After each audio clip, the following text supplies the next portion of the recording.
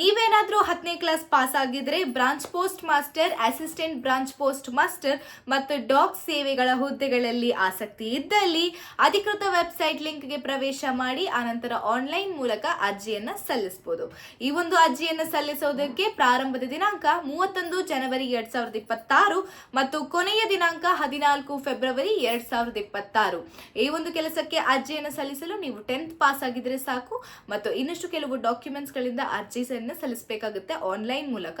ಮತ್ತು ಭಾರತಾದ್ಯಂತ 28,635 ಪೋಸ್ಟ್ಗಳು ಖಾಲಿ ಇವೆ ಮತ್ತು ಕರ್ನಾಟಕದಲ್ಲಿ 1,022 ಪೋಸ್ಟ್ಗಳು ಖಾಲಿ ಇವೆ. ಸೊ ನೀವೇನಾದ್ರೂ ಅರ್ಜಿಯನ್ನು ಸಲ್ಲಿಸಬೇಕಾದಂತ ಅಂತಂದ್ರೆ ನಿಮ್ಮ ಏಜಿನ ಲಿಮಿಟ್ ಬಂದು 18ರಿಂದ 40 ವರ್ಷಗಳ ಒಳಗಡೆ ಇರಬೇಕಾಗುತ್ತೆ.